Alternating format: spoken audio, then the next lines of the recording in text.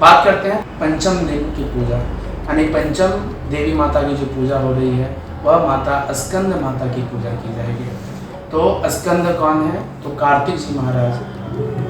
और जो स्कंद माता है वो अपने गोद में बालक को लेकर खड़ी रहती है, जिससे क्या होगा कि जो भी जातिका अगर संतान के लिए इच्छुक है तो वह अगर 5वें दिन माता के ओर भोग लगाए, माता की पूजा करें, आराधना करें और नीले रंग के पुष्पों का प्रयोग आज विशेष रूप से अगर आप करते हैं, जिसमें माता को मयूर यानी मोर, तो मोर के आकार के रंग का अगर वस्त्र पहन के अगर माता की आराधना आज की जाए तो निश्चित ही स्कंद माता की प्रसन्नता होगी और आपका जो इच्छित वरदान है संतान को लेकर वह आज आपका पूर्णतः प्राप्त हो सकता है। इसमें कुछ भी संशय नहीं होगा।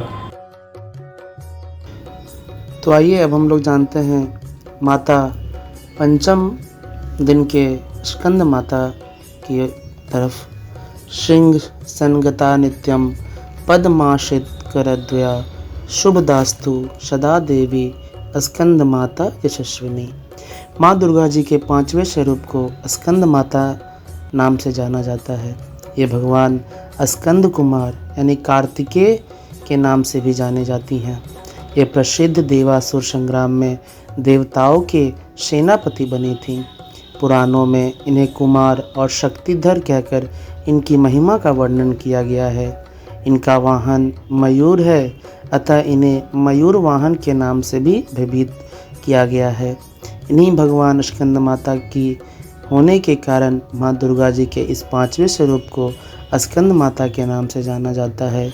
इनकी उपासना नवरात्रि पूजा के 5वें दिन की जाती है। इस दिन साधक का मन विशुद्ध चक्र में अवस्थित होता है। इनके विग्रह में भगवान स्कंद जी बाल रूप में इनकी गोद में बैठे होते हैं। स्कंद मातृ स्वरूपनी देवी की 4 भुजाएं हैं। ये दाहिनी तरफ की ऊपर वाली भुजा से भगवान स्कंद को गोद में पकड़े हुई हैं और दाहिनी तरफ की नीचे वाली भुजा जो ऊपर की ओर उठी हुई है उसमें कमल पुष्प है। बाईं तरफ की ऊपर वाली भुजा वर मुद्रा में तथा नीचे वाली भुजा जो ऊपर की ओर उठी हुई है उसमें भी कमल का फूल है। इनका वर्ण पूर्णतः शुभ्र है। ये कमल के आसन पर विराजमान होती हैं। इसी कारण इन्हें पद्मासना देवी भी कहा जाता है और श्रृंग भी इन्हीं का वाहन है। नवरात्र पूजन के 5वें दिन का शास्त्रों में पुष्कल महत्व बताया गया है। इस चक्र में अवस्थित मन वाले साधक की समस्त ब्रह्म क्रियाएं एवं चित्रवृत्तियों का लोप हो जाता है।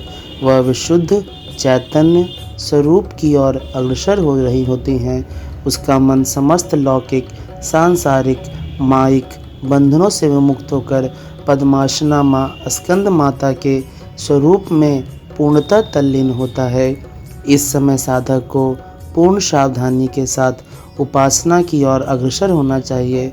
उसे अपनी समस्त ध्यान वृत्तियों को एकाग्र रखते हुए साधना के पथ पर आगे बढ़ना चाहिए।